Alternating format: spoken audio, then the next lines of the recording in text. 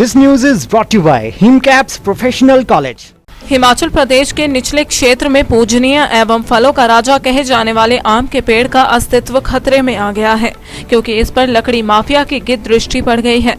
चंद रुपयों की खातिर सैकड़ों पेड़ों का सरेआम कत्लेआम हो रहा है और लकड़ी माफिया को बचा रही है। अप्रैल 2017 की उस समय की प्रदेश सरकार की अधिसूचना, जिसमें आम के पेड़ को काटने की मंजूरी दी गई है, परंतु अंधाधुंध कटते फलदार आमों के पेड़ों को बचाने का बीड़ा एक एनजीओ ने उठाया है। एनजीओ का हौसला चिंतपूर्णी के विधायक बलबीर चौधरी ने यह कहकर बढ़ाया है कि मानसून सत्र में यह मुद्दा उठाएंगे।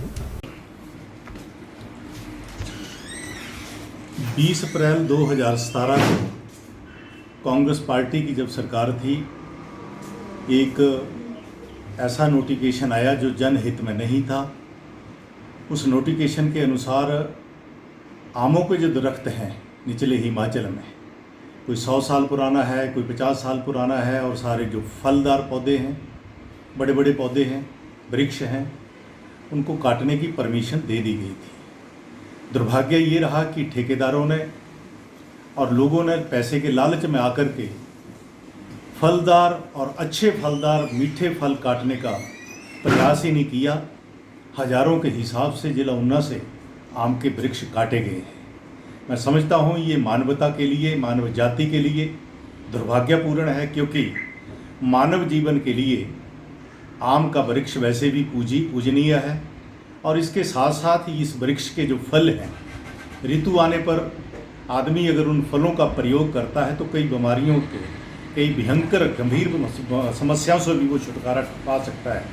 मैं इसलिए, मेरे पास आज एक मौका, एक उम्मीद एनजीओ के पदाधिकारी आए हैं और उन्होंने ये काम अपने हाथ में लिया है कि आमों का काटना रोका जाए।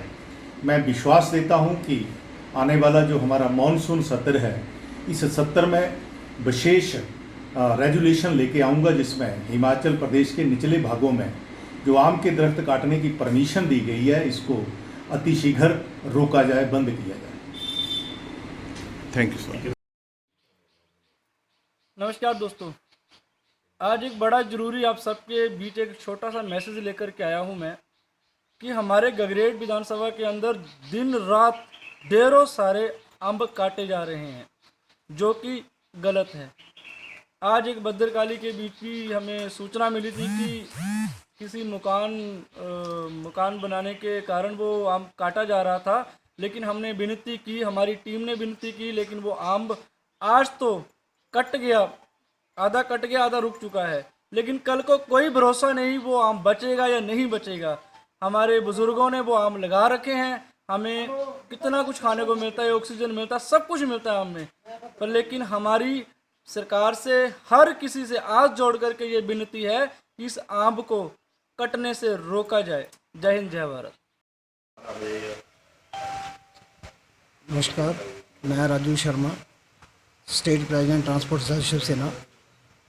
मेरी सरकार से हाथ जोड़कर गुजारिश है कि जो हिमाचल प्रदेश में आमों का कटाव चल रहा है, उसको जल्दी से जल्दी बंद किया जाए, जिससे हमारा पोल्यूशन और हमारा समाज और जो हमारी सेवा भाव है वो बनी रहे।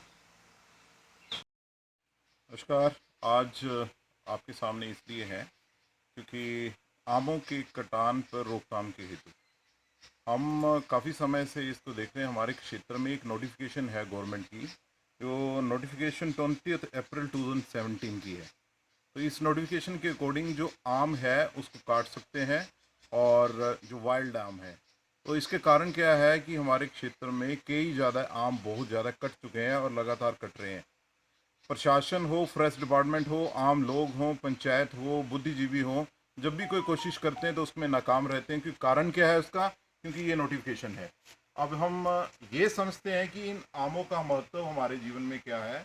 बड़ी सीधी सी बात है, जितनी मेरी उम्र है उसके हिसाब से मैं जानूँ तो मैंने इतना ही सुना है कि हमारे बुजुर्गों ने, दादाजी ने लगाया था, उसके दादाजी ने लगाया था, ऐसे ये आम है और ऐसे आम लगाए जाते थे। और ये आम जो है हमारे क्षेत्र में नमी को मेंटेन कर रहे हैं, पर्यावरण के हिसाब से पक्षियों के लिए, फ्लोरा फ्यूना के लिए पूरे बैलेंस को मेंटेन करते हैं, और फलदार भी हैं, कई तरीके से हैं।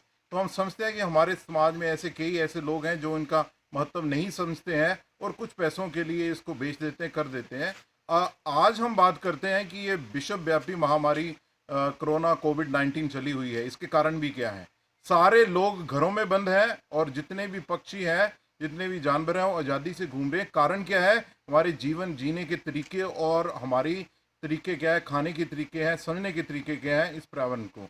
ये जो धरती है सिर्फ मनुष्य की नहीं है, मानव की नहीं है। पेड़ जो पौधे हैं, पक्षी जो हैं, सभी का योगदान है, सभी के कंट्रीब्यूशन से ये सारा कुछ ये होता है। तो हमारे धर्म में इसको पूजनीय माना जाता है। ये धर्म है, कोई अंधविश्वास नहीं है। पूजनीय का मतलब क्या, आम को पूजनीय माना जाता है और पूजनीय इसलिए कि उसका संरक्षण हो सके। पर इस समय में हमारा ज्ञान भी पता नहीं कहाँ चला गया है। यदि ज्ञान है तो उसका कोई लॉजिक नहीं है। ये सभी चीज़ें ख़त्म हो जाती हैं, पर लास्ट में एक ही चीज़ बैठती है कि ये जो नोटिफिकेशन है जिसमें कि 21 पॉइंट पर कहा गया है कि आम को काटा जाए, इसको डी नोटिफाई होना है। डी नोटिफाई होना है, कैबिनेट में होना है, सरकार करेगी। सरकार की पूरी इच्छा शक्ति है, वो समझती है, हमारे यहाँ के जो विधायक है पूरी वो प्रबल इच्छा रखते हैं कि इसको डी नोटिफाई होना चाहिए। हम पहले भी कोशिश कर चुके हैं, वो पहले भी आह्वान कर चुके हैं कि इसको डी नोटिफाई होना चाहिए। आज हम फिर से इकट्ठे हुए हैं और बात कर रहे हैं इस क्षेत्र से, हिमाचल प्रदेश के लोगों से आह्वान करते हैं कि इसको डी नोटिफाई करने के लिए आप भी आवाज़ उठाइए ताकि सरकार इसकी अहमियत को समझे और हम प्राकृतिक तरीके से अपने इन संसाधनों को बचा सकें। एक सच्ची बात है कि ऐसे वृक्ष फिर से नहीं बनेंगे, इतने बड़े नहीं होंगे। आप आम का वृक्ष ले आइए, घर में लगाइए, उसकी हाइट 20 फुट से 30 फुट से ऊपर नहीं जाएगी, वो न उतने इकोलॉजिकल बैलेंस को मेंटेन नहीं करेगा। तो मेन मुद्दा ये है कि ये डी नोटिफाई होना चाहिए। हम पूरी कोशिश कर रहे हैं, आप हमारा साथ दीजिए, आप अपना साथ दीजिए और प्रशासन और सरकार को बताइए कि इसको जल्दी से जल्दी डी नोटिफाई किया जाए। धन्यवाद। दिव्य हिमाचल टीवी के लिए दौलतपुर चौक से AK कालिया की रिपोर्ट। हिमकैप्स प्रोफेशनल कॉलेज बडेड़ा ऊना में दाखिला शुरू। सहकारिता आंदोलन के जन्मदाता ठाकुर हीरा सिंह के सपनों को साकार करते हुए हिमकैप्स प्रोफेशनल संस्थान आपकी सेवा में समर्पित है। सहकारिता क्षेत्र में देश का ये पहला संस्थान है। यहाँ वकालत व नर्सों की पढ़ाई करवाई जा रही है। CM जयराम ठाकुर, केंद्रीय राज्य मंत्री अनुराग ठाकुर, सहकारिता मंत्री राजीव सहजल व मंत्री वीरेंद्र कंवर ने भी इस लॉ ऑफ नर्सिंग संस्थान की जमकर तारीफ की है। चेयरमैन देसराज राणा के नेतृत्व में कॉलेज बुलंदियों को छू रहा है। पढ़ाई की प्राथमिकता तो इस कदर बेहतर है कि हिमकैप्स लॉ कॉलेज की छात्रा प्रवीण लता सिविल जज बनकर कॉलेज का नाम रोशन कर चुकी है। लॉ के स्टूडेंट हिमाचल विश्वविद्यालय में टॉप कर संस्थान का नाम रोशन कर चुके हैं। पास आउट विद्यार्थी सरकारी व गैर सरकारी क्षेत्रों में अपनी सराहनीय सेवाएं दे रहे हैं। हॉस्टल, ट्रांसपोर्ट समेत तमाम सुविधाएं विद्यार्थियों को दी जा रही हैं। कॉलेज में BA, LLB, LLB, BSc nursing व GNM नर्सिंग में दाखिला प्रक्रिया शुरू हो चुकी है। दाखिला पहले आओ पहले पाओ के आधार पर शुरू है, तो जल्द संपर्क करें।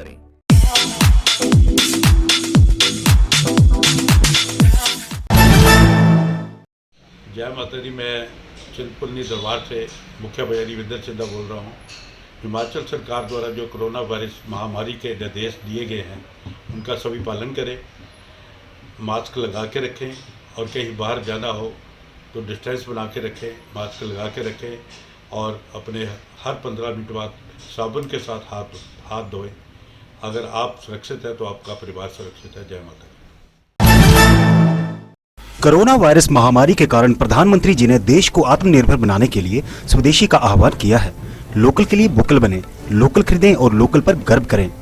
इसके अंतर्गत स्वदेशी केमिकल वर्क्स नाम से अब में इकाई स्थापित की गई, जो आपके लिए लाया है स्वदेशी सुप्रीम वॉशिंग पाउडर। स्वदेशी सुप्रीम वॉशिंग पाउडर की क्वालिटी बाजार में उपलब्ध अन्य ब्रांडों से बेहतर है। हमारी सभी प्रदेशवासियों से अपील है कि आप ज्यादा से ज्यादा स्वदेशी वॉशिंग पाउडर का उपयोग करें। तो जल्द संपर्क करें। स्वदेशी केमिकल वर्क्स, गाँव बाढ़ागर, कुठेड़ा, खेरला, तहसील अम्ब, जिला ऊना। Mobile number 9816164524, 9882330922।